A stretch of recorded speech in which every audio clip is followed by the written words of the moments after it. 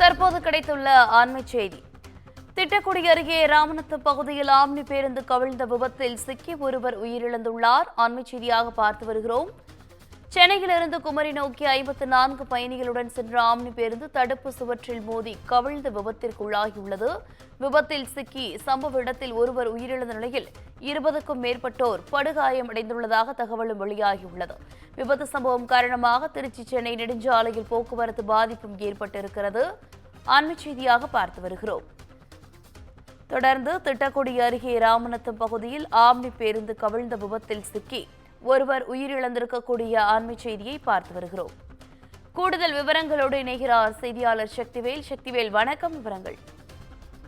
நிச்சயமாக வணக்கம் தாரா. சென்னையிலிருந்து மார்த்தாண்டம் நோக்கி சென்று கொண்டிருந்த 54 பயணிகளுடன் தனியார் பேருந்து கடலூர் மாவட்டம் திட்டக்குடி ராமநத்தம் காவல் நிலையத்திற்கு உட்பட்ட பகுதிக்கு அருகே வந்தபோது பேருந்து ஓட்டுநர் கண் அசந்ததால் சாலையின் வலது பக்கம் பகுதியில் பேருந்து ஒரு பக்கமாக இழுத்து சென்று சாலையின் நடுவே கவிழ்ந்து விபத்துக்குள்ளானது. இதில் 20க்கும் மேற்பட்ட பயணிகள் படுகாயம் ஏற்பட்டு சம்பவ இடத்திலேயே ஒரு பயணியும் உயிரிழந்துள்ளார். இந்த சம்பவமானது அதிகாலையில் நடைபெற்றதை தொடர்ந்து சென்னையிலிருந்து திருச்சி நோக்கி செல்லக்கூடிய தேசிய நெடுஞ்சாலையில் சுமார் 5 கிலோமீட்டர் தூரத்திற்கு மேல் கடும் போக்குவரத்து நெரிசலும் ஏற்பட்டுள்ளது. தகவல் அறிந்து வந்த தீயணைப்பு வீரர்களும் காவல்துறையினரும் சாலையில் கவிழ்ந்த பேருந்தை கிரெயின் மற்றும் ஜேசிபி இயந்திரம் மூலம் அப்புறப்படுத்தும் பணியில் தீவிரமாக ஈடுபட்டு வந்தனர்.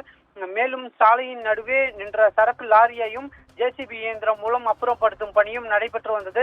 இதனால் அப்பகுதியில் பெரும் பரபரப்பான சூழல் ஏற்பட்டுள்ளது. குறிப்பாக இந்த விபத்தானது தேசிய நெடுஞ்சாலையில் ஏற்பட்டதன் காரணமாகவே பெரும் அசம்பாவிதங்களும் நிகழாத வகையில் தடுக்கப்பட்டுள்ளது. அப்பகுதியில் பயணிகளும் குவிந்து உள்ளதால் பெரும் பரபரப்பான சூழல் ஏற்பட்டுள்ளது. தாரா, விவரங்களுக்கு நன்றி சக்திவேல்.